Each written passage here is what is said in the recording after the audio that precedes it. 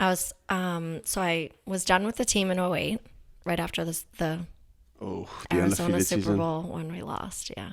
Well, we lost to the Giants. You on the field? Yep. That was awesome. What was that like? Oh, it's so sad because we both have the same colors, right? So when red, white, and blue confetti falls, but it's for the Giants, I'm like, that's our confetti. You know? That was a bummer. And it happened right in front of us. So you saw the catch and everything? Yeah. Oh. So devastating. That was Estelle, are you familiar with this? The Patriots went undefeated in their 2007, 2008 seasons when like Tom Brady had like long, luscious hair. And they lost to the Giants in the Super Bowl based off this insane catch where this Giants wide receiver like pinned it against his helmet and like brought it all the way to the ground. Like a super visual we've won it. It's over. The game's almost over. We've won this. How awesome is this going to be? And then that happened. Oh, wow. And then like your reactions just like it's like you don't even believe it. You're like, Yeah. how did this happen? Yeah. Oh my God. Yeah. What was it like in the locker room after that? Quiet. I don't even remember. I'm not really a crier when it comes to like stuff like that. I mean, I definitely, You cried after that? No. So I don't know if there were girls crying because I don't remember. It was a long time ago, but definitely quiet. Like just like in a state of shock, I think. Do you get a bonus if you win the Super Bowl? No, you get We get a ring, right? a pendant. So it's like a necklace like this, but like it's like it's like the top of the ring. It's a replica of like the top of the ring. I mean, I don't know what they're doing nowadays. This was a long time ago, but the ladies before me that went to the Super Bowls that they won, the team won, they would get a pendant. And then a long time ago, the cheerleaders would get rings. Hi, my name is Tanya Croteau from Barre N9ne Studio, and this is my golden hour. Oh God, what's going on? Where am I going? Dad? Yes, my son. I am Deuce, the deer god. I'm so confused. Who am I? Derek. Your true name is Dercules. Wait, what? Yes. You are Dercules, the god of the forest.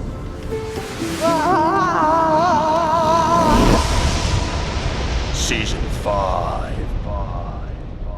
Hosted by your favorite podcast host, Big Bochi. You already know the deal, mother. What's up?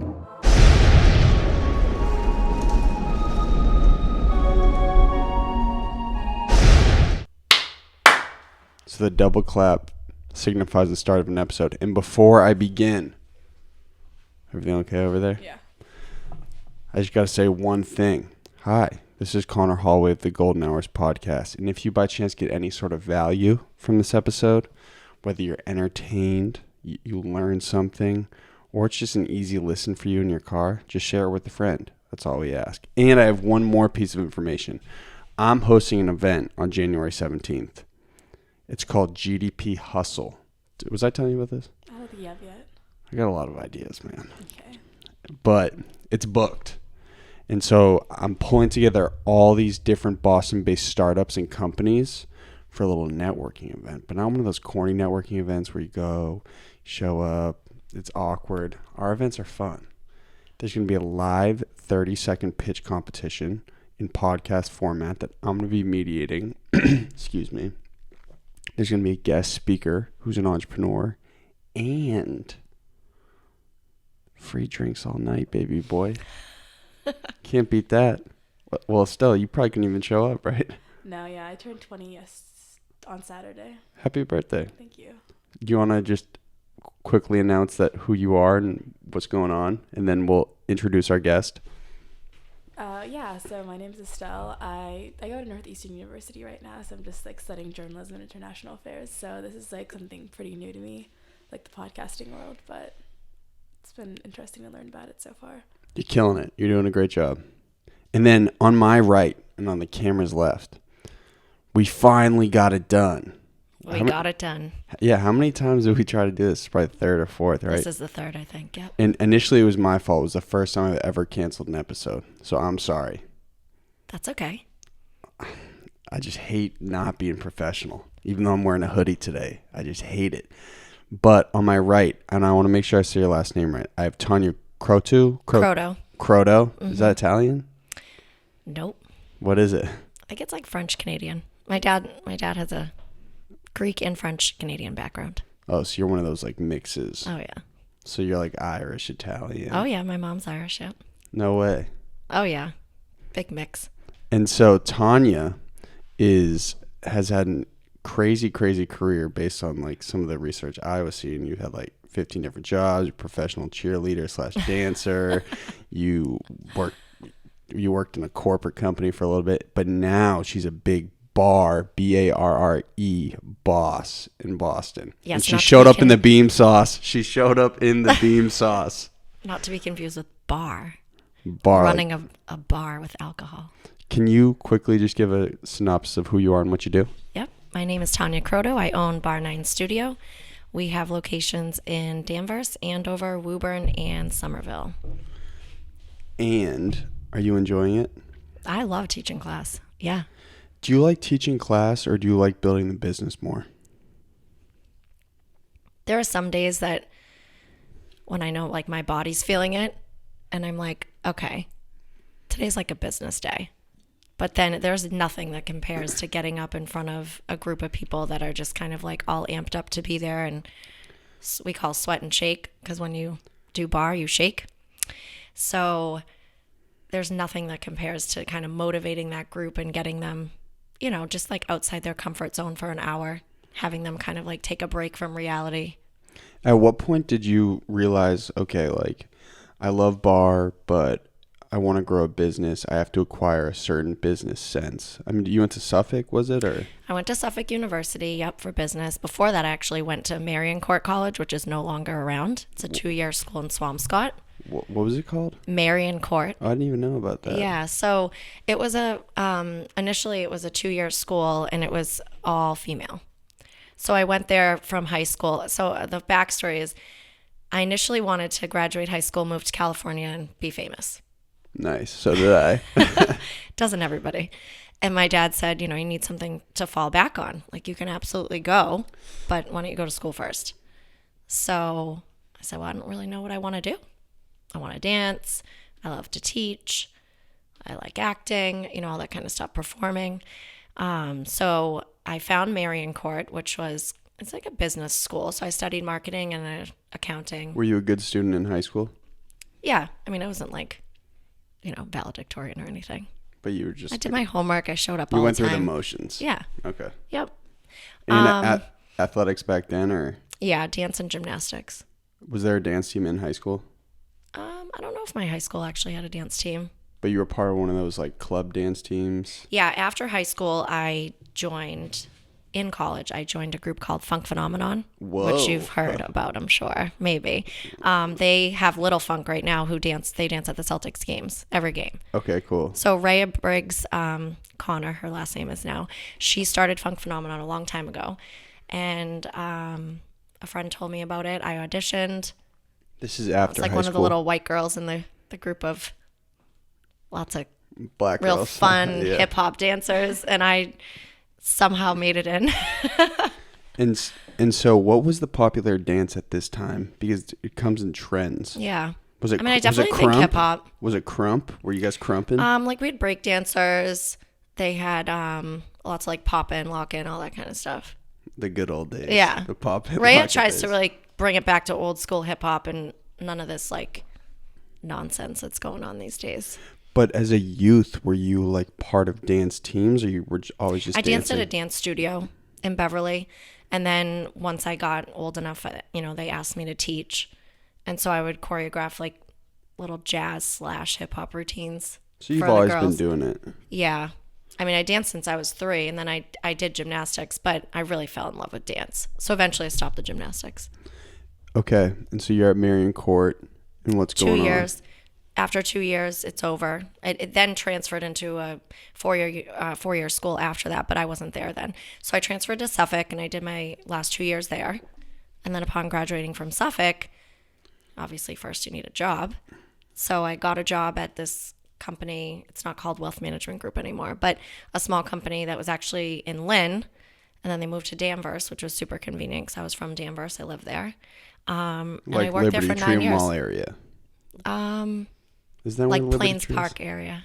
Okay, unfamiliar. Like where the firework display used to go off down there, but near the mall. The North Shore is like a different state.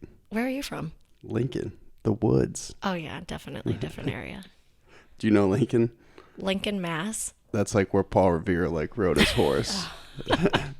I don't know Lincoln like you know Lincoln, but Well, do you know, this is actually interesting. Do you know anything about like revolutionary history? Because we like grew up where the country was built, but no one who lives here knows about it. yeah, I don't. I know. Sorry. I don't know a thing. Yeah. It's Wait, boring. you don't even know when you were born there? Absolutely not. Oh, Do you guys okay. at least have a statue or something, like Yeah. a commemorative? Probably, but I don't even know about it. I mean, who wants to learn about that type of history? It's boring. Yeah. So you get a job at wealth management. What Yep. are you doing? Are you crunching numbers? I was just like the front desk person there Oh, so you were because just, I wanted to be able to teach dance. you I always was knew like- you wanted it. Initially, coming out of college, I'm like, I need a job. You know, where can I find a job? I need health insurance, all that kind of stuff. And my boss was so great to allow me to leave early 2 days and go teach. Where? So it was a perfect fit at the dance studio in Beverly I grew up with. And then in 2005, for the third time, I auditioned for the New England Patriots Cheerleaders. So I'd already auditioned twice before that.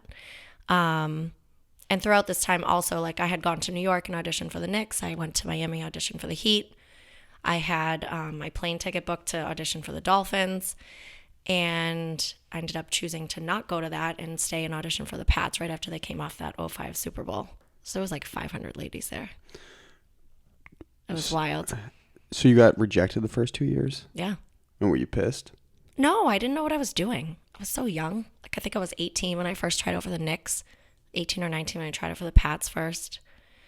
And I tell people that all the time because if you try out one time and it's like your dream to do, you know, we call it NEPC, right? New England Patriots Cheerleaders. If that's your dream, you might not make it on the first time. It totally depends who the coach is taking back out of the veterans. Obviously, there's a certain look. So you might just not have that look. You could be like the most beautiful girl, best dancer, very personable, but you can't have 25 brunettes. You know, so you just That's have to how it mix it up. works. You have to have different girls with Yeah. different color hair. Well, I mean, would you want to look at a poster of everybody's a brunette? Like you'd want variety. Variety. And like people with different ethnic backgrounds too. Yeah. So you get turned down the first 2 years, and then like, Magically made it. were you stoked? Oh my gosh, yeah. What was that I like? couldn't even believe it. The first 2 times I went in thinking like I was so dead set that I was going to get this. I'd worked so hard. I wanted it. And then the last time I went, I was like, well, I've been rejected before. Like, let's just see what happens. It was such a better mindset to be in. Because then when it happened, I was like blown away. Very exciting. And so you were then nominated to the team. There were what, like 20, 25 other girls on the team? Or? We had 24 at that time. It's a little different now, but And so do you, as a professional cheerleader, like you have a certain role? Because I'm imagining you were probably the one that were launching like 100 feet in the air, right? no. So, it was different then. Like now For reference, if you're listening, Tanya's like 4'10". I'm 5 feet even. Oh, yeah, okay. Whatever helps you sleep at And night. I have heels on. No, like we didn't really do that then. We had like a little jump split that we did and they would catch you in the air, but basically it was a lot of dancing. It was just a lot of dancing, motivating, you know, big movements so that like the people in the 300s could see you, you know. How did you keep a smile on your face when it was like negative 50 Do you degrees? see all these smile lines now? I know, you just have to hold a smile, right? Yep. You hold a smile. I mean, to be honest with you, in the winter, we're not wearing that tiny little outfit. It's still so cold though. Yeah, at but we have like Gillette. hand warmers in our pockets and we're dancing around. Like you guys are out there like just standing there. We're dancing for hours. Yeah, but I mean like on like there were no brutal games for you. Yeah. Pouring rain, snow, freezing. Did you like it? You still enjoyed it, or? I mean, we have the most awesome team. So, I mean, you're out there and like they're just getting touchdown after touchdown. I mean, like you are so energized. Do you like football? Absolutely. No? Yeah. So it's so hard to even focus on like the cold and the weather because 'Cause you're the in game it. is so exciting. Yeah. And you're on the field. Like when do you get to be on the field? Ever. It's like such a unique opportunity. Unless you're Unless you're like a celebrity or you know somebody or whatever, you don't go down there. So what was your day-to-day like? So I worked at the financial advising firm. I taught dance, and then I made the team. I had to give up teaching because there was just not enough time. And is that what most cheerleaders do? They have full-time jobs, and then the cheerleading's like a part-time side gig? Yeah, it's definitely part-time. We say part-time with a full-time commitment, right? So ladies are in college, and then this is their part-time job, or they have a full-time job, and they also do this. But you get paid to be a cheerleader, right? Yeah. So you get paid for, and there's like some charity work that you do, of course, but you get paid for practices, games, promos, stuff like that. Yeah. And so how many years were you with the team? At that time, you could only do 3 years, and you had to re-audition every time. So it wasn't guaranteed that you'd make it back. But you made it all 3? Yep. So Then they bumped it to 4. I thought about going back. You still thinking about going back? No. Yeah, That ship has sailed. don't lie to us.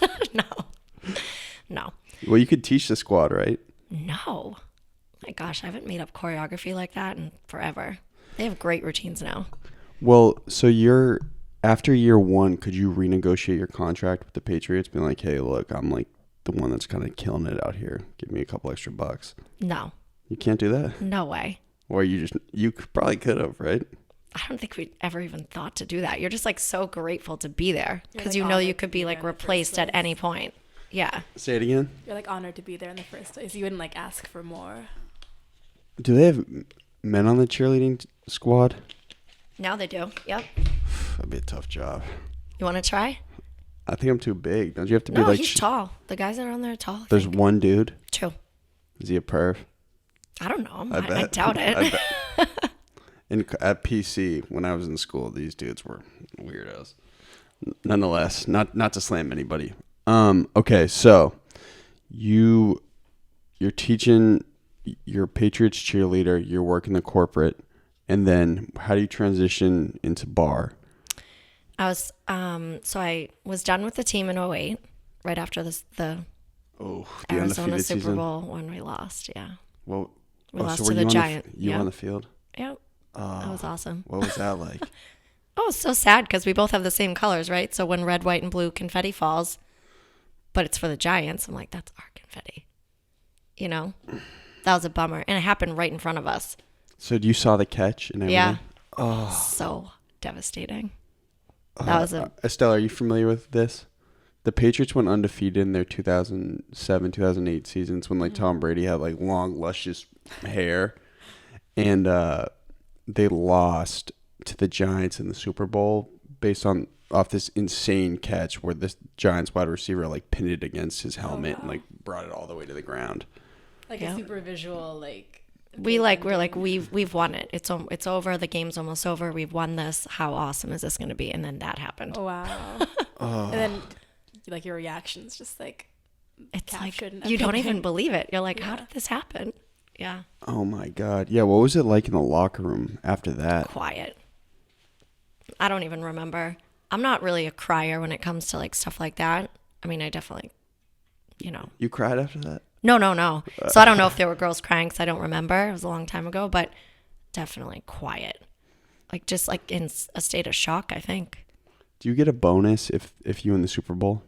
No, you'll get We get a ring, right? a pendant. So it's like a necklace like this, but like it's like the top of the ring. It's a replica of like the top of the ring. I mean, I don't know what they're doing nowadays. This was a long time ago, but the ladies before me that went to the Super Bowls that they won, the team won, they would get a pendant. And then a long time ago, the cheerleaders would get rings. So not to bounce around so much, Yeah. but you also, so you were there during Tom Brady's ACL season too? When was that? That was when Matt Castle was quarterback. Yeah. You Was were- I there? Yeah. What year was that, It was though? it was the year before the undefeated, or was it the Okay. year after? I think it was the year after because I think I was at the game as a spectator when that happened. I forget. Do you have your Have phone? to Google it. Do you have your phone on you? I put my phone over there. Can you look up Tom Brady ACL tear? I feel like I was at the game when he got injured, but I wasn't a cheerleader anymore. I don't think. But this is a long time ago. I'm getting old, so stretching my memory. Yeah. Well, I mean, this is like 12 years ago. Yeah. This is long before your bar days.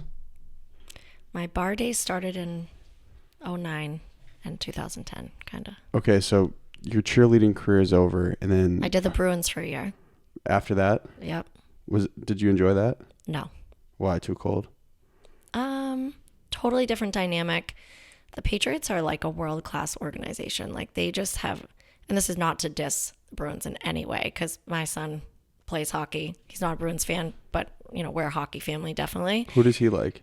Oh, geez. So he likes players. He likes the Blackhawks. He likes Penguins. Well, he likes players, right? So he likes Sidney Crosby. Who was he for? Vasilevsky. I think he was for Halloween. That's who he dressed up as. You're not raising him as a Boston fan? He just Likes what he likes. Yeah. He likes the Pats, but his name is Jalen, so he likes Jalen Ramsey. I'm sure. Jaylen Brown, maybe. Yeah. So it's just kind of like he likes players versus teams. But so back to your question. Basically, when I was on the Pats, on the cheerleading squad, when we walked around, like we had security with us all the time. Nobody bothered us. We were always kind of like, if we were walking through the stands, not through the stands, but through the concourse, we always had somebody with us. So then when I went and did the Bruins Ice Girls, half of the team skated and half of us didn't, because I'm not a skater. So you're like in the stands, kind of like with no choreography, just kind of like dancing around, amping up the crowd, which is totally fine. Just very different from what I was used to. So fans, I feel like, had a lot of access to us. So they would just, typical drunk guys, right? Just doing dumb drunk guy things. So I was like, this really isn't my scene. Or The like Bruins crowd's a little different, It's too. a different crowd, yeah. And we were on the field. So other than walking to do like a promotion during the game or whatnot, we weren't really up there with anyone that was kind of intoxicated. With the Bruins, we were. So you were in the mix with like a bunch of drunk people all the time. Like someone dumped beer on our head at one point. It's just so ridiculous, yeah. So I remember just telling my friends, like, this is just a very different experience than I've had. And so when you have one experience and you go to something totally different, it's not that it's bad. It's just I enjoyed my experience with the Pats better. The Patriots are they ran it like a firm. Yeah. And the Bruins was like, no. Well, I don't think they really understood what it meant to like have dancers, cheerleaders, whatever they wanted to call us. They just had decided like other teams had girls, so let's do it. But there was nobody really like, obviously there was somebody managing us, but there was no organization, no one really teaching us choreography or anything at all. Did you also get to see like audience reactions more because you were like up close with them, or like Yeah, talk and to like we them? had to like shoot those things to shoot like t-shirts at people. And Did you ever blast anybody? Oh, you should have, right? Is it kind of like, oh, this is out of my job description, kind Yeah. of, or Well, you were definitely a motivator, like a fan team motivator. So I understood why we were doing it. But when you put like pretty girls in the mix with all these very drunk fans, they don't just have to be men, right? Just fans. Anything you have, they want. So they're like, just like jumping. I'm like, this is a free t-shirt. Like you do realize this is like worth nothing. Or like a rally towel It's or not something. signed. It's nothing. It's garbage. People Yeah. get pumped for the t-shirts. Right. They're, So like, it was just jumping like not over. safe, I felt like at some points. I was like, I gotta get out of here. So you were actually holding like the t-shirt bazooka? Yeah. Like little you was just blasting people? It's so ridiculous. Did- Yeah. So yeah, how would that work? What happened when you ran out of t-shirts? I mean, that's it. You like exit or you just keep dancing around. And then people are just pissed because they didn't get a t-shirt. Oh, yeah. Like, oh, you didn't give it to my kid. I'm like, oh, geez, I only have so many t-shirts. Oh my God. So this was 2009? 2008 to 2009. So you were there the season before the Bruins won too.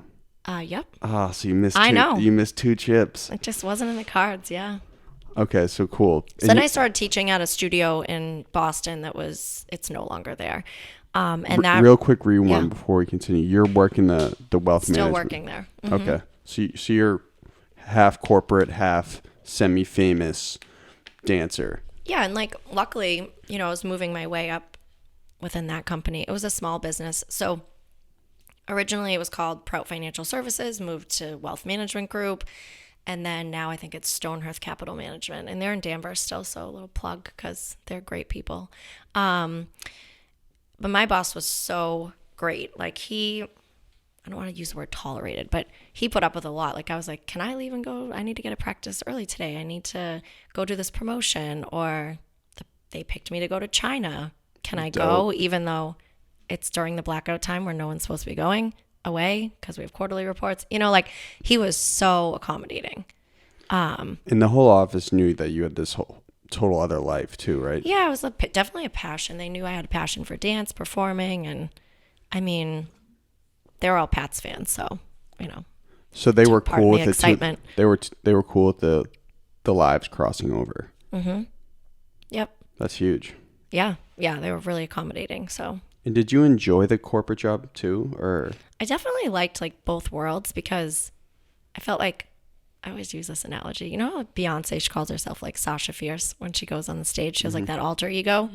I felt like I did. I felt like I had two lives, like at this corporate job, and then I got to like let my hair down and go whip it around and dance and have fun. It's like Hannah Montana. It was so fun. Yeah, it was Exactly. really cool.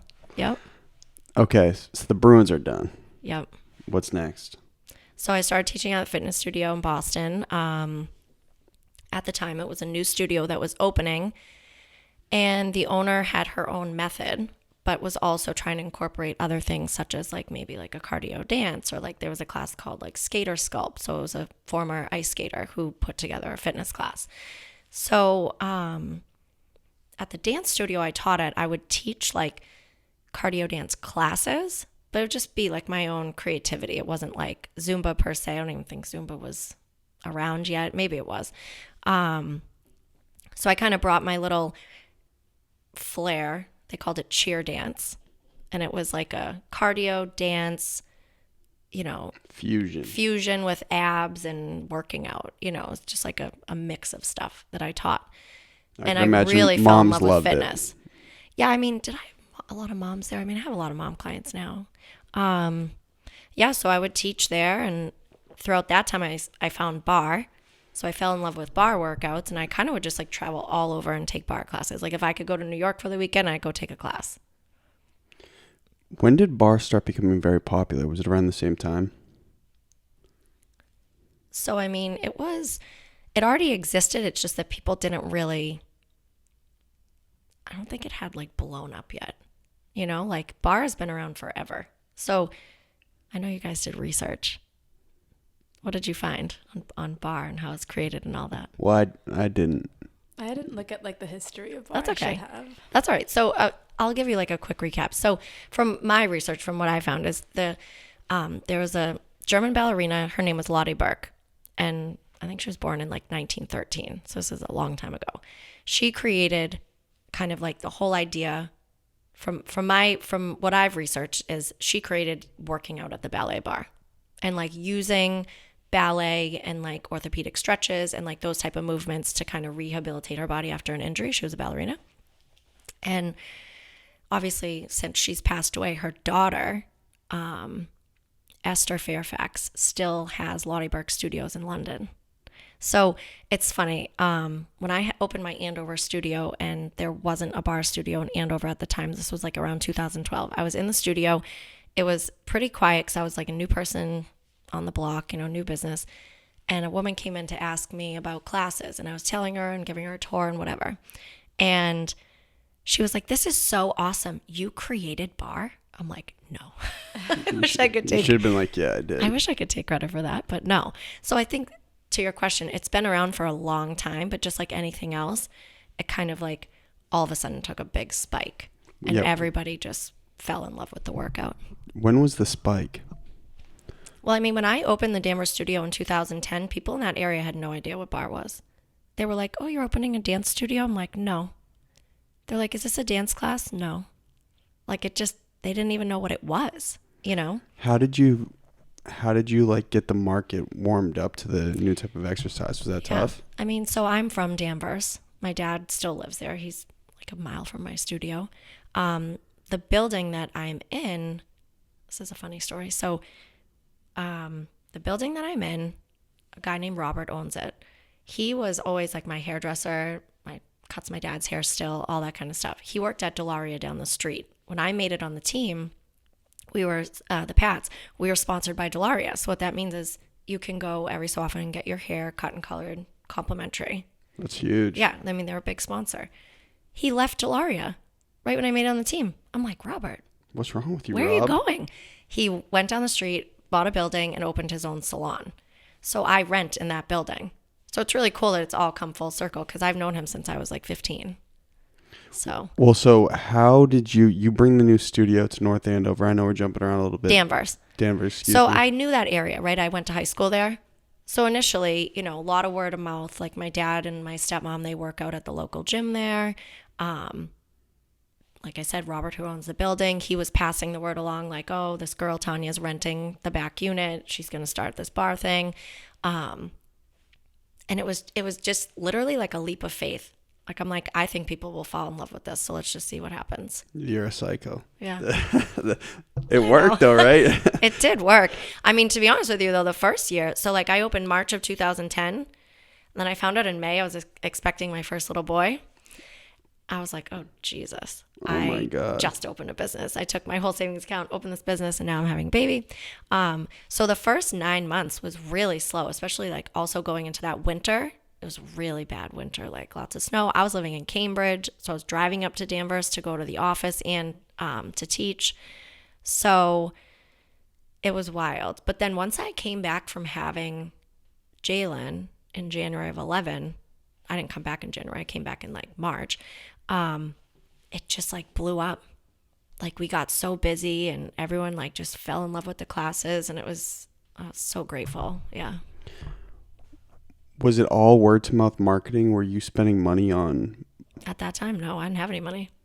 I was going to say, how much startup did you need to start the first gym? I probably put like 10 grand, maybe a little more. And you were just paying rent and equipment? Yep. I mean, my equipment costs are so low. It's like mats, free weights, like tiny.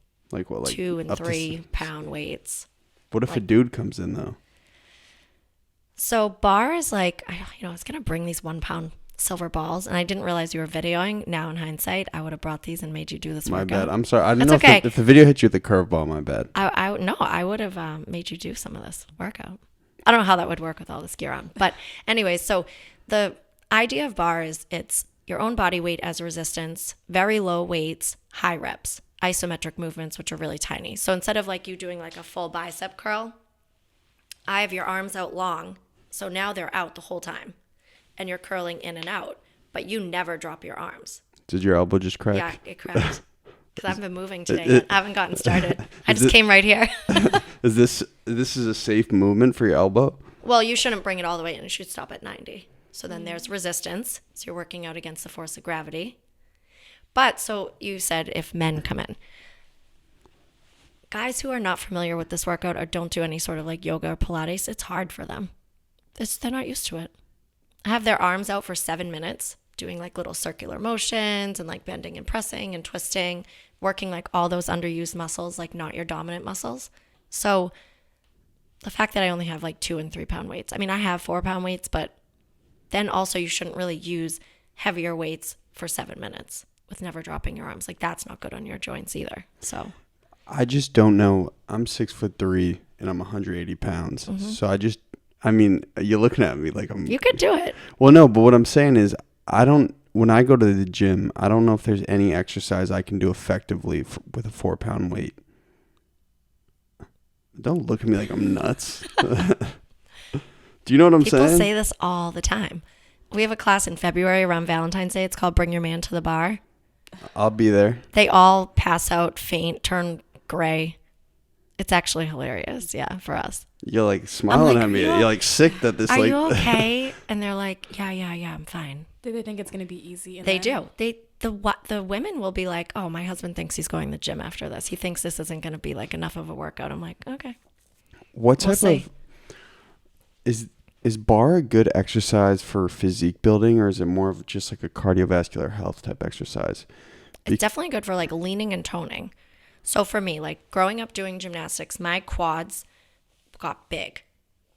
And then by doing this type of workout, it leaned out so much. So I always used to joke around and say, I want to be able to wear skinny jeans. I always had like a really tiny waist, but big legs. So I couldn't get the jeans like over my legs. And if I could, it was big on the waist. So this type of workout, it really does lean out your muscles. And then incorporating all the stretching we do during class. So people will joke with me and say, is this just a stretching class? is this like yoga? I'm like, no, it's not. But we stretch during the class. And so like, if you were to go to the gym, I would venture to say we will stretch more in our class than you would stretch out in like your own hour-long workout. Because we just like incorporate the stretch right after like a 7-minute series. There's a quick stretch, but then you jump into something else. So you guys don't even really realize we're stopping for a stretch, especially if I creatively throw a stretch in there. What do you mean, you guys? Like you my stomach's growling. Mine was about to. I was clutching it. Yeah. Like the clients in the class. Okay. Like they don't realize when they leave, they don't leave saying, wow, we stretched a lot today. But then they feel good. And so, they're like, why do I feel so good? I'm like, well, we stretch so much. You're just not realizing it. With you leaning out, how much of that was also diet, though? I mean, because we talked about this a little bit on the phone. Yeah. What do you do for diet right now? I do intermittent fasting. Well, I do a combination. So there's a thing I found a long time ago, a method. It's basically just like your ideal weight times 13 for calories that you would want to eat every day. That's for women. For men, it's 15. It's like 14 or 15, yeah. So I kind of follow that rule, but I also landed on intermittent fasting, and I love it. High five, girlfriend. I know, you do a way larger window than me, though. Because I'm a psycho. I don't You know don't do black coffee to blend your appetite? I can't drink black coffee. So I just talked about this the other day. I don't understand how, this is why I'm not a registered dietitian and I'm not a nutritionist. And I kind of will give like tips and tricks to my clients, but I don't try to promote per se like any certain diet because I don't have that background. I always just like share what I do. And I've had 2 kids, so I know how to get back in shape post-baby. But you also have to take into their own health situation into consideration. So that's why I won't give advice. But the intermittent fasting, I do 12 to 6. So like I try to eat at, by noon. But I don't understand how people say like the black coffee with even like a splash of milk or like something under 100 calories doesn't break your fast. I haven't been able to land on like a good explanation for that. I have it. Do you want to hear it? Yep. Just doesn't spike your insulin. Okay. This is black coffee though. I don't do any creamer. Yeah. But it totally blunts my appetite. So are you just like hungry? When you say 12 to 6, you mean like you eat in a 6-hour window? Yeah, like I'll eat at noon and then I'll eat probably a snack later on. And then I'll eat and be done eating my dinner by 6. Yeah, so that's still an 18-hour fast. That's But you do a longer fast. I do 21 hours. That's so long. But how long have you been fasting for? I started doing this in like July of 17. You could probably work up to something. I don't know if it affects a woman's body differently. Yeah, like all the hormones and all that kind of stuff. Yeah. Yeah, I don't really get all that stuff. Me either. But I don't think I could make it to 20. I'm hungry at noon. Also, if you have kids, like you make food with them and like you eat with them. Yeah. It's different. Yeah, and my kids eat early dinner. So it's really easy for me to stay on track at night. I mean, don't get me wrong. I'm still a girl and there's times you want crappy food and chocolate and all that good stuff, right? But for the most part, they eat early so I can eat early. And do you track all your calories? Sometimes. Like when I'm really aggressively, like if I'm going on vacation, I'm like plugging everything into like MyFitnessPal because I want to make sure that I am also still trying to stay within like the window of calories that I know is good for me. Like I don't want to just rely on the intermittent fasting, if that makes sense. Absolutely. I know it works though. It does. It's crazy. Yeah, how fast did your body switch when you started fasting? Wild, right? Yeah, probably like the biggest eye opener was we took a family vacation to California, and because of the time change and because of the way that my kids eat, the schedules that they eat on, that's how I kind of fell into it. I basically started eating within a 6-hour window, and then I came home and I didn't gain a pound, and I looked probably just as good as when I left, and I was like, this thing really works. And then I just kept it going. And what does it do for your cognition? Aren't you so much more focused in the morning? Like, do you get all your tasks done in the morning? Oh, it totally depends. I read this thing the other day. It says, like, don't check your phone for the first hour you're awake because you want to be proactive, not reactive. But that's just, like, impossible. I can't. I have early morning classes. I can't not look at the phone. What about before bed? Do you look at it? Yeah. I know it's What's so your bad. screen time looking like? It's actually not that bad. How many hours? I don't know. I try to not really look at that report. How are you doing, Estelle? Mine is pretty bad. How bad? It was like 5 hours or something. Of social? Well, you guys are looking at a guy who puts out a lot of content. So Yeah, so I you're feel on the that's phone a also lot. work. Like yours would be like work. See, and- this is how I feel like social for media me. would be part Yeah. of your job. Yeah, I'm on the email all the time. So how many hours? How many hours are there in a day? No, I'm kidding. It's My, a lot of hours. And when probably I'd say last March, I was recording an audiobook. We were doing this thing for the big children's author I was talking about. And I looked at my screen time, and one of the girls who was doing the voice work, she was looking on with me, and we opened it up and she gasped. She was like, oh. And I just felt this pit in my stomach. I was like, yeah, I gotta. What was make it? some changes. It was 10 hours and 41 minutes. Wait, a day? That week, the average. Oh wow. Right, yeah. How far are you from that?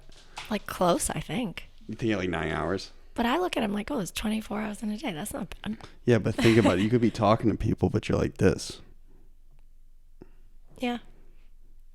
Some of the time it's in the morning before the kids wake up. Some of it is at night when they're in bed. What are you on So I don't- Instagram or the email? Yeah, like email or like, texting staff or whatever. Yeah.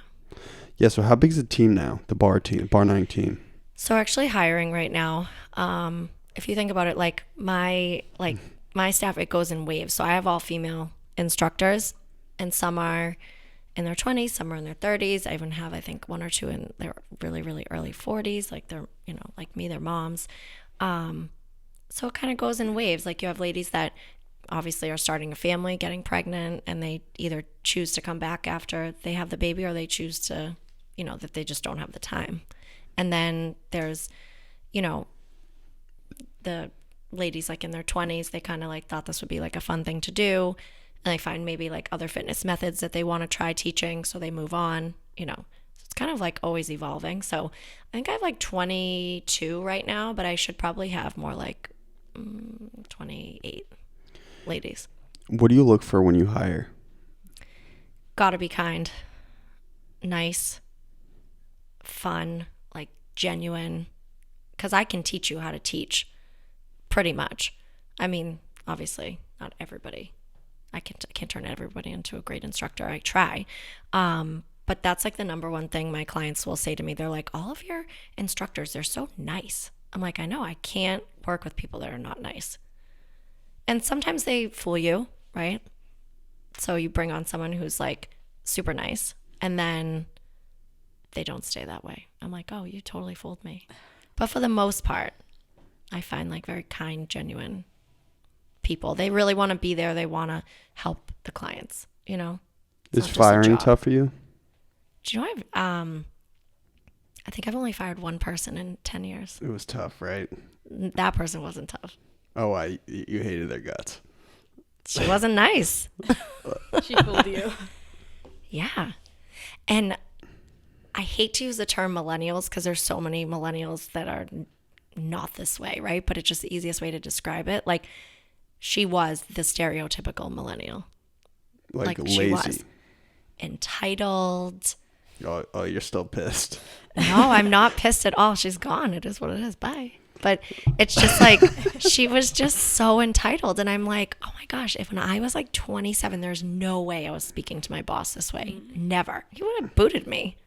And I think I let it go on almost a year. So it's not like I even didn't try. But So that's what it is. So when the team dissipates, it's usually just people leaving for other various Like either a different circumstances. fitness job, or they just thought they might love teaching, and then they say like, oh, I actually realize how much I miss being a client. I just want to go back to that. Or the biggest one is like ladies having babies, and they either will come back to like be a sub, but they can't come back to teaching their regular schedule because they probably have a full-time job. This was their part-time job. Now they had a baby. It's like something has to give. Yeah. So at what point did you realize, okay, I can actually run a business? I kind of think I can handle this. So my dad owns his own business. So I have like a great role model since day one. He started a chimney company It's called Boxford Chimney Sweep. We used to live in Boxford when I was in second grade. Started a business then. He had so many jobs. He was like a single dad and just grinding Hustler. to try to make ends meet.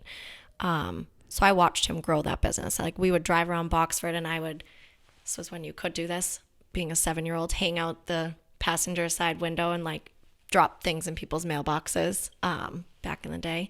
And so, I would help him pass out flyers, and he had other jobs. And then finally around when I was like 16, his business really took off.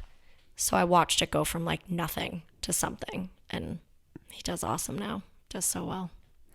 And so you just always kind of had a business sense because of that, just being around it, or? Yeah, and I loved teaching at the dance studio, and I always thought I would have a dance studio.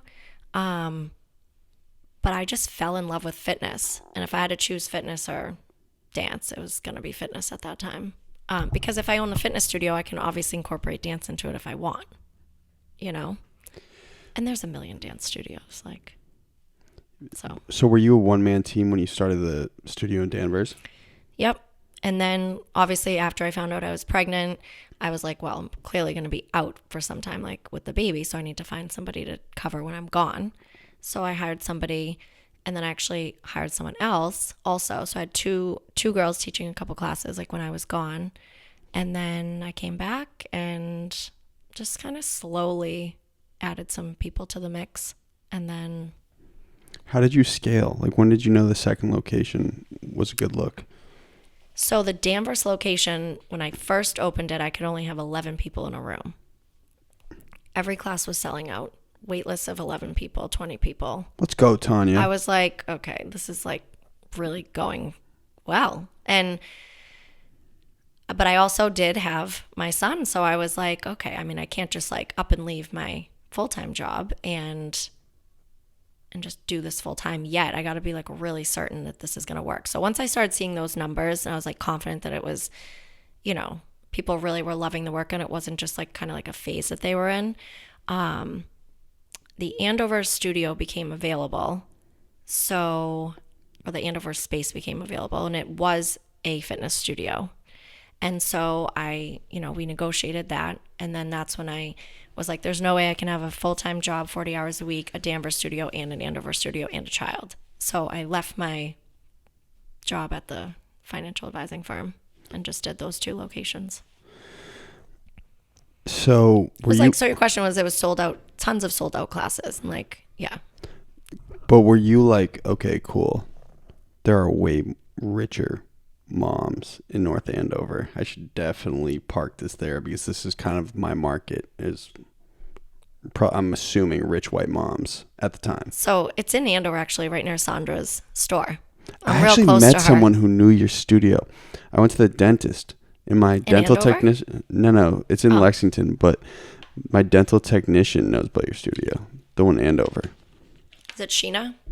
Is her name Sheena? I think her name was Lisa. Oh, I don't know. I bet you get a lot of Lisas in your class. There's A lot of Lisas and Nancy's. Yeah. Yep. And Kathy's and Kathy.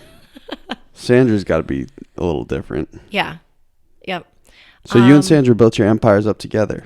Let's go. No, she's way ahead of me. What, you got like 10 years in you? She's got to, yeah, because she started so young. She was like 23 maybe. Mm-hmm. So she's, way ahead of me. Because I was almost 30 when I opened the studio. So. But you were ready for it. Yeah, I was ready. And I had done so much. I felt like I had a lot of experience under my belt, Like I taught at fitness studios, I taught at dance studios, I danced for Funk Phenomenon, I did the Pats, I did the Bruins. Like I felt like I kind of knew like going into it, I could probably take anything that's thrown at me. I mean, the worst that can happen is this doesn't work. I lose all that I put into it and that's it. Close it up. But you can always do Excel spreadsheets somewhere, right? You always knew that 9 to 5 was there. Yeah. So I left my full-time job, opened the Andover studio, and I mean, I couldn't even be more grateful because that community welcomed me and did the same thing, sold out all my classes, and just kept coming. Have you always been a winner? No, I mean, look, I tried out for all these teams and totally didn't make it. Yeah, but you know what I mean. I think. Have you always been positive? Yeah, I think that's the thing. Like you don't go into it thinking you're gonna fail, right? So Some people do. You'd be surprised. so silly. Why think like that? It's stupid. It is stupid. How could anyone build anything if they thought, if they just went around with that attitude? Yeah, I feel like you have to believe in it for it Yeah. to work. Yeah, if you don't believe in it. Like, someone said one thing to me that I just was like, wow. He said, when I was opening the Andover studio, do you think your little dance studio is going to work? I was like, Should've choked him. I was like, so step one, it's a bar studio, not a dance It's studio. not little, dude. Now it's not actually little, it's double my Danvers space. But it was just like a comment that hit me, like, I was like, wow, there's people like you out there that say this kind of stuff. I would never say that to anybody. And you think about it every day, right? I definitely thought about it a lot when I first opened, and I was like killing it there. Like, I'm gonna prove this guy wrong. I'm like, see, it did work. I mean, you can use it as fuel. Like, Yeah, okay, like watch me. yeah. Well, like, I do watch that me a do lot. It's like a big. I've like really feed off negativity. It's like I don't know why, but it's just like the biggest driver for me. I don't. Yeah. Some people do better with just like being uplifted and positive, but I really kind of operate from the dark side a lot. I think. Yep. I mean, I think for me, it's like I've decided that the things that people believe or the things that they think, it's like their version of reality, right? It's like however they see it. Like you don't see what I see, or you don't see necessarily what this could be, or you may have had an experience kind of put you into that mindset, but I haven't had that experience, so I don't have that same feeling. So it's like your reality, but it's not my reality. So I don't know. I don't know that I operate from the dark side, or I don't also think I need somebody to constantly like be so unicorns and puppies all day long. You're steady, Yeah, I think like like you your just insulin levels. believe in yourself. Yeah. Yep.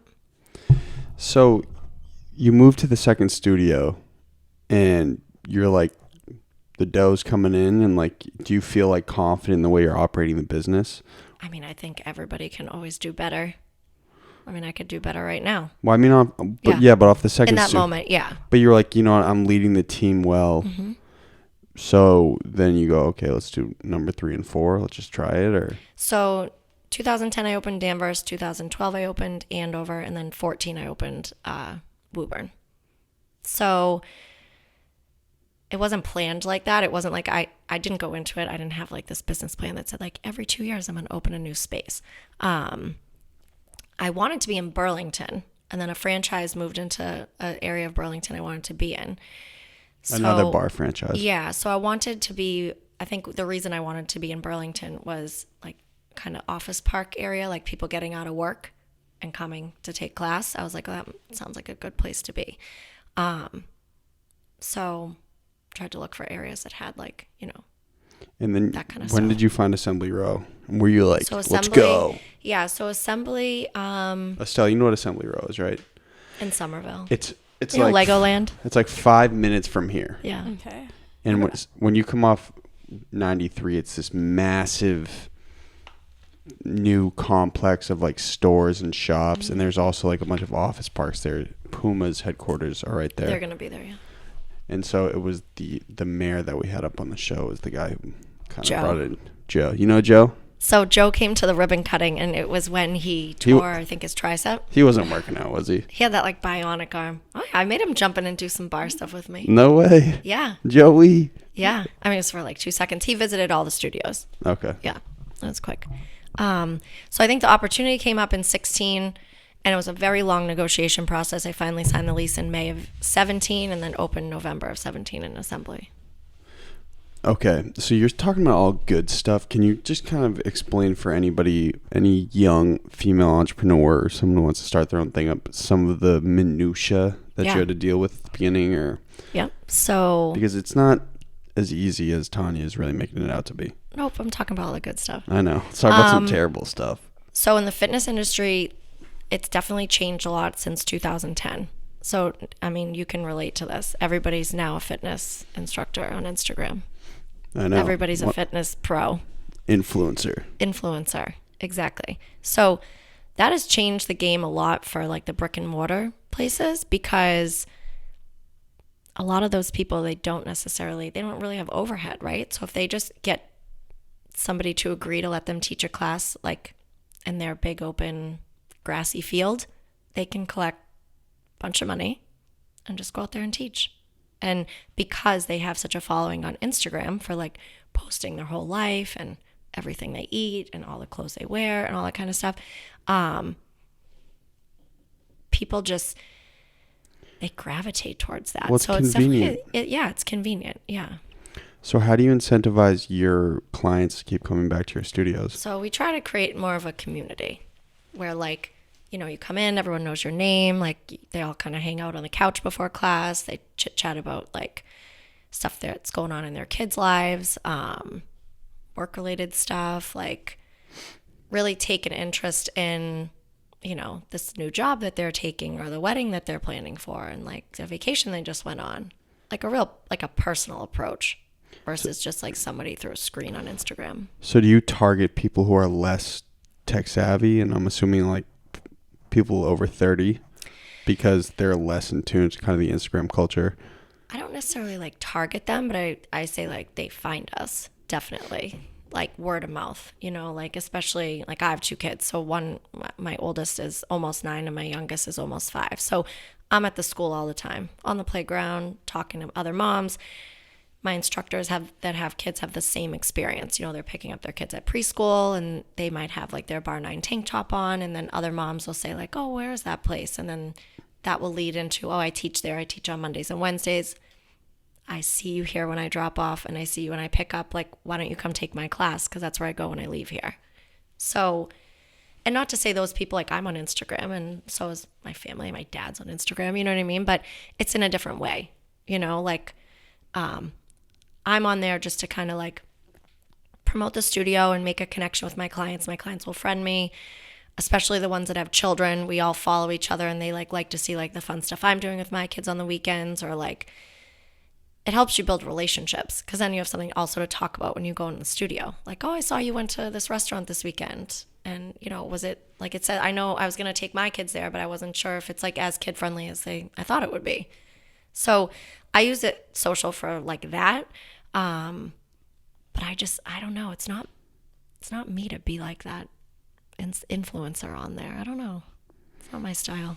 Estelle, any questions?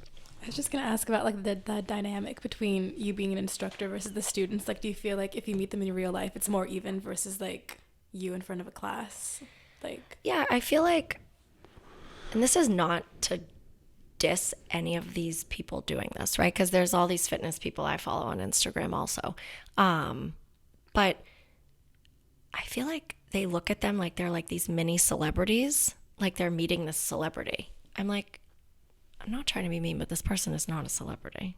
Like, my abs are way more ripped. No, like, but I'm just like, I don't even want to be viewed like that. I want to be viewed like I'm a real person. Like I tell my clients that all the time, you know, like when my kids' Halloween candy is all in my house and I'm trying to like do a workout, I'll put like an arrow. I'm like, how the hell does somebody work out in a room with thousands of candy, like pieces around them, you know? And then they'll write like, I know I keep eating my kids' candy. I need to come to your class tomorrow. And I'm like, I know, I can't stop eating this candy.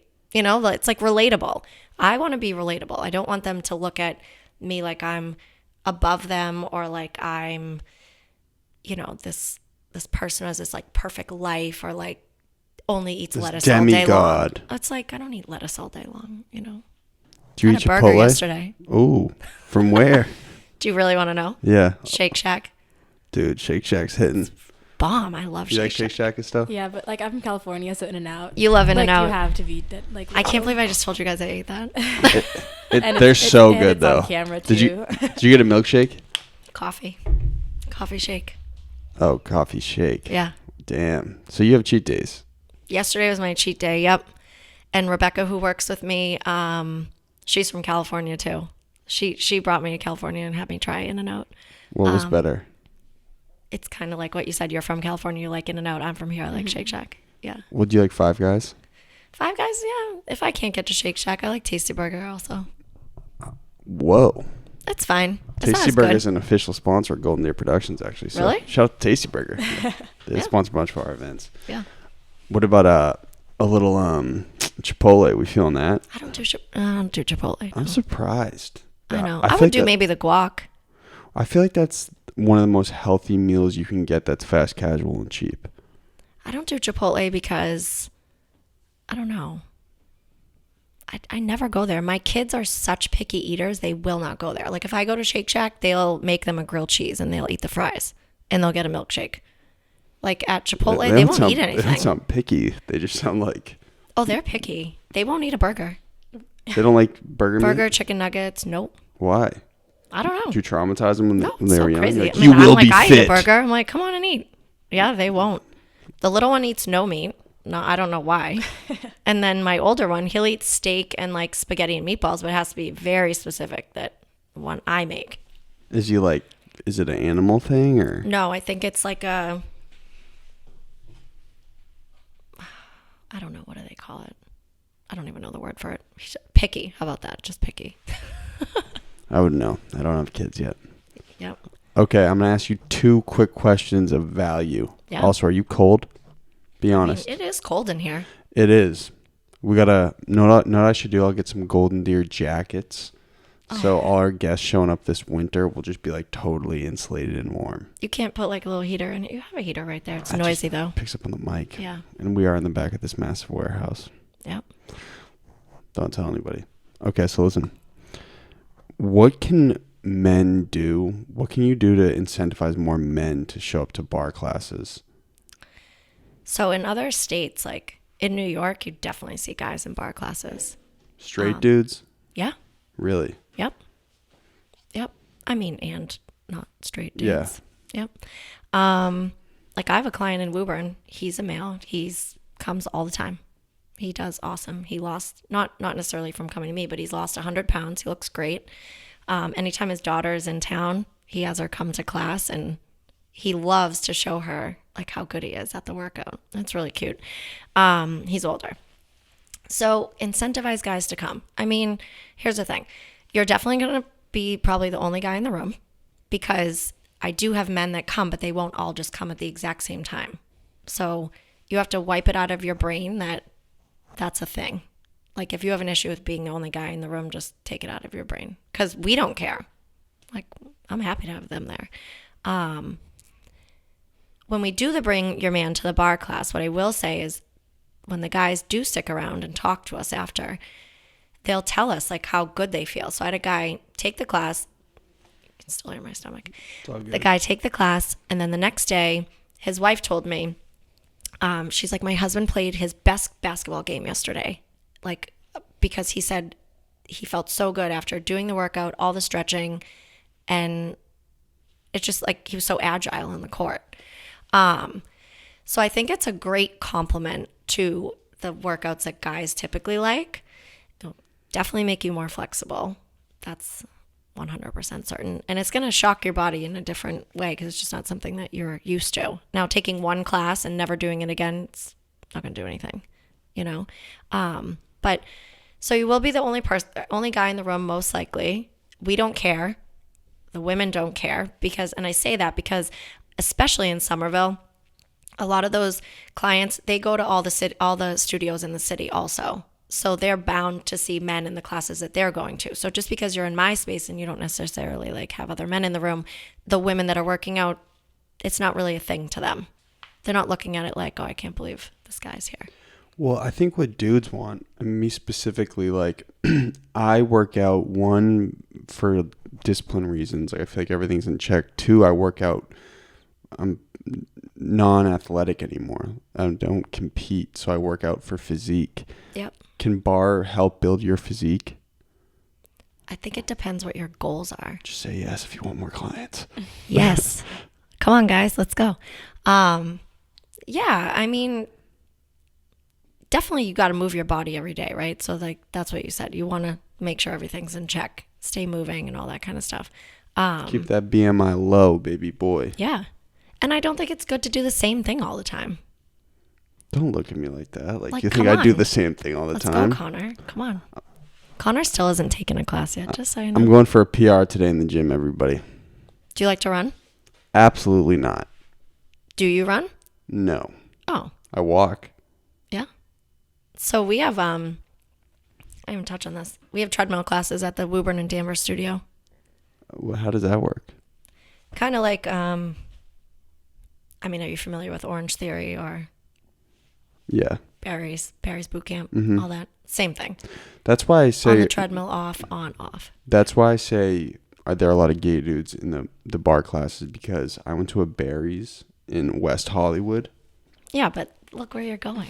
Well, I didn't know West Hollywood was like a predominantly gay community, and I also didn't know Barry's. A lot of gay dudes went, so it was like 90 gay dudes walked out of the Barry's. Were they hitting on you? Well, I actually went into the locker room on accident. I didn't know what was going on, and yeah, and there was like 100 gay dudes, and I was like, "Is this like just only a gay workout class?" Right, like But- you didn't know. You're like, I didn't know West Hollywood. It'd be like doing a bar class in P-Town. I'm sure you'd have a massive. Yeah, So, are you gonna do a new studio soon? I don't know. You got ideas for it though, right? What? You have like a fifth location idea. Out of state. Oh, really? Oh, wow. Rhode Yeah. Island? No, I'm not sure really. So I had an instructor. Her name is Caroline. Shout out to Caroline. She's amazing. Shout out to Caroline. She teaches virtual classes still for us. So her husband his job got relocated to New York, and they moved to Connecticut. And we've always talked, back and forth about doing a Connecticut studio, because I trust her and she'd be a great person to run it. Why not park one in the middle of the city, like a Back Bay or a Seaport location? The city is so saturated with. Is it? Yeah, there's a fitness studio everywhere. And like back to like what we were talking about before, like when I had just Andover and Danvers, and I had no competition then. There was nobody else doing this. So that's why I feel kind of like podcasts in yeah, Boston. exactly, right. So I feel like if I could go, so what I've noticed is when I go around and take class, if I take class around here and then I go out of state, like we went to California, Rebecca and I, we took probably 4 or 5 classes in like a 24-hour period out there, because we weren't there long and we wanted to try as many studios as we could. Every class was different. Every studio was different. Here, I don't know if I should say this. Everyone's biting off each other. Everyone's copying each I other. think they're swagger jacking you. Not necessarily me, just in general. Like if I take class at my studio and then I go to 3 other bar studios, it's all the same. It's like a little bit different. Then why Not go to the Tanya? franchises.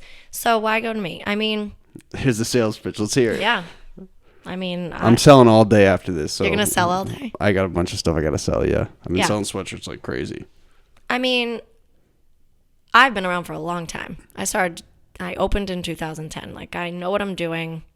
I'm very creative. I'm super fun. I mean, I know our classes are really good. You leave sweaty. You feel good. I don't want to go take a bar class where I leave looking exactly the same. And I think people have that impression. If they take bar, it's like a fluff of a workout. And I have clients that show up with like they just got a blowout.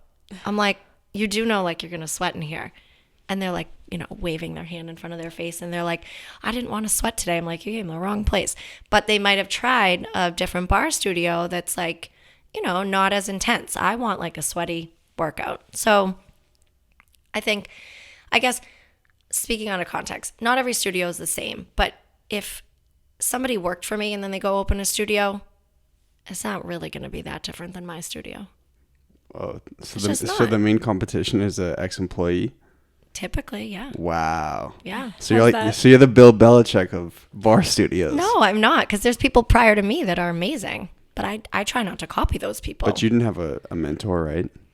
Not in the bar world, no. So you have like a coaching tree of bar instructors. Yeah, but it's just like I feel like to keep opening up in mass is silly, because we all end up kind of meshing together and doing the same thing. Like after a while, like I said, when I went to California, there was no 2 studios were the same, and these weren't even franchises that I was visiting. So I feel like going to somewhere like Connecticut, or like even just another like city that's not necessarily like New York, Boston, Miami, that kind of stuff. I feel like we would do well there, just because I've taken classes at all these places. And like when I do, none of the people are doing what I'm doing. Like they're not teaching bar the way I'm teaching it. So I don't know, I think we'll be good. Tanya's the boss. Estelle, do you have something to say? Sorry. I forgot. That's Okay, fine. no worries. Okay, last question. Yeah. When did you have fun? Do I have fun? Did you have fun today? Yeah. Okay, cool. Because We should do more of these. Well, we should do All one. different topics. We could do diet. Let's do diet. I mean, but I'm You're not. the only other person I know who does an 18-6 fast. Really? Yeah. Most people do 16-8. And usually, like, my stomach's growling all day, but this is like an insight into this. Like, I didn't follow my fasting window yesterday. What time did you stop? It wasn't that I stopped. I didn't stop like later than 6, but I ate earlier than noon. So that's why today I'm like getting adjusted back to it. You gonna go hit Dunkin's after this? No, because you know what's funny? I'm not hungry, but my stomach's growling. Mm-hmm. So that's like the strange thing. Like I'll be sitting with someone, they're like, "Are you hungry?" I'm like, "No." They're like, "I know." I'm like, "I know you can hear my stomach." Like, you sure? Like, Yeah. your stomach? Yeah, I'm like, "I'm not And hungry." you're like, shut up. I've drank so much water today, and I'm like, I'm fine. Do you do seltzer to blunt your appetite? Yeah, I do seltzer. Yeah. Yeah, big Yeah. seltzer. What about sparkling?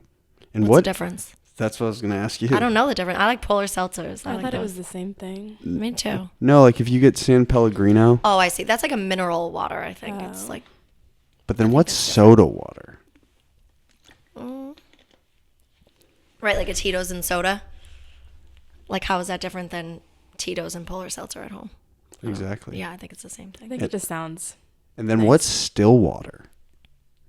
Still is That's this. just normal water. Yeah, they just say that at fancy restaurants. Right? Would you like still Well, or sparkling? I had an alcohol company up on the show, Noka, and they're a spiked still water. You guys might like this. Their theory was girls love drinking White Claws at the beach, but they hate the carbonation in their stomach Yeah, because you it get makes them feel bloated. bloated. Yeah. So they're like, could we do the White Claw without the bubbles? Yeah, you could. Does that like sound intriguing to you guys? Because to me, I was like, Like, if if anyone this catches you water drinking one of was- these, man. Spiked, right. Yeah. And if it was really low sugar? Yeah. And Are if they doing it? have to taste good. Yeah, they're gonna Okay. probably work with us I in feel the like next people event. do complain about bloating a lot. Oh my gosh. And I have friends that drink a lot of those things. I don't like them. I'll drink it if I have to, and it's the only thing like at the cookout, but I don't want to drink it. Yeah. Okay. So what are some simple exercises I could do at home that are bar related that will help improve my mobility? I had a big, as you know, hopefully, Yeah. if I'm not sounding conceited, Scott Sigmund worked on my shoulder. Yeah. So like I'm constantly trying to loosen up the old labrum Yeah. and the rotator cuff. What are some things I could do? Did he give you any restrictions? No, don't take steroids. Well, obviously. That's pretty much But it. movement wise? Well, this was a year ago. I'm now like Oh. stronger than I was beforehand, but Okay. I'm constantly trying to like keep it loose. Okay. Did you went to PT after? I did. What kind of stuff did they have you doing for it? A lot of resistance band. Yep. So we use these silver balls. They're a pound each. They're filled with sand. So a full water bottle, obviously that's not drank out of, is about a pound. So, All right, so let's say this is my weight. I'm just going to do We're what gonna you tell me demo to do. this? Yeah.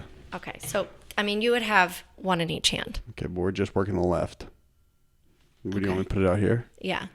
So circle, little circles backwards. Everyone goes forward first, backwards. Yep. And then do like a twisting motion. So down, up, Call that down, turn. We up. call that turn the light bulb. Yep. And like twisting from your shoulder, not just Yeah. your wrist. Yep. Bending and pressing. Yep. Flip your palm to the back wall. Press backwards. We call that the see you, Yeah. dude. Yep. If you didn't have a weight in your hand and you could do the same thing, thumb up, thumb down with the rotation. And you're holding the bar this whole time. No, right? no. So I should have explained this. We start with a general class, a typical class. You start with a warm up, center floor with your mat and your weights. Do upper body, move to the bar, thighs and glutes, move back to the mat, abs, stretch, Okay. and then you leave. Sounds terribly taxing. But with the resistance bands, yeah, I mean, we'll wrap the bands around the bar and do like shoulder work or do like pulling up and down, that kind of stuff. You do like a bench press off the bar too. A bench press off the bar with a You say band. with the band, yeah. If you have the right band, the bands that have like handles on them, I have TheraBands and they don't have handles. So we don't do that. I mean, you can, but it's like a little tricky to hold on to it. Okay. Yeah. You gonna come to class? I will. I want to go to the assembly. Can Estelle come? Yeah. Are you gonna wear like I'm gonna wear GDP, obviously. a tutu? No, I'm kidding. I'm gonna be Like I'm gonna be selling to all the moms. We're gonna get them all new T-shirts. Okay, listen. This is how we start and end the episode. You ready? I heard about this. Oh God, I heard all about this from No, Sandra. I heard it on your I listened to your one with Sandra. Didn't she? Did she get it right the first time or no? No. She didn't. Oh, No, and I may not either. You're ready this time, but I'm a little ready. How did Thoughts do? Did he get it right the first time? I don't think so. Okay, so it's Scott. Okay, yeah. Hi. I'm blank, and this is my golden hour. I'd say I'm Tanya from Barre N9ne Studios. Is that what I should say? That's what I would say, but I'll tell you. And then, hi, I'm blank from blank, and that was my golden hour. Okay. You came prepared, didn't you? I don't know. We'll see what comes out of my we'll mouth. see. Let's try it. All right, whenever you're ready. Hi, my name is Tanya Croteau from Barre N9ne Studio, and this is my golden hour. Bang, and then. Hi, my name is Tanya Croteau from Barre N9ne Studio, and this was my golden hour. Nope. Blew it, Tanya. What did I do? It's This Is, right? This is. I did the this is. And then what'd you do for the second one? I did was. We did This Was. It's That Was. Oh, that was. Okay, yeah. I told you. I didn't know what was going to come out of my mouth. That was. Okay. Ready? It's just funny how many people mess this up. I think it's hilarious. Can I ask you something? How come at this stage you don't have like a little whiteboard that just says it, and then the Because people can read it? Because then it wouldn't be fun. It's hilarious when people mess it up. Okay. It's your favorite part It is your favorite. No, I actually really, really enjoyed this episode. It was a blast. Yeah. We have other ideas, right? Dating ones we're going to do and all this kind of stuff. I don't know if Yeah, we we did. talked about it. We're going to have like a dating podcast. Relationship advice. We're going to give people relationship You're advice. like implanting a memory. You're like, remember we talked about We this? talked on the phone. We could do like White Suburban Mom of the Week Let's do and it. have her up here and double interview her. That'd be fun. Okay, let's do it. All right, whenever you're ready. Don't blow it, Tanya. Hi, my name is Tanya Croteau from Barre N9ne Studio, and that was my golden hour. No, you got to say the full thing. So you got to do This Is again. And then. You're joking. We're going to be here all day. Oh, yeah. That's Okay. fine. I'll be just freezing in the back of this warehouse. So this is my golden hour. That was. Well, you got to introduce yourself. So. I know. I'm just getting it down. See, I'm Tanya, the spunk queen. All right. Hi, my name is Tanya Croteau from Barre N9ne Studio, and this is my golden hour. Bang. Hi, my name is Tanya Croteau from Barre N9ne Studio, and that was my golden hour. Estelle, we give her a pass.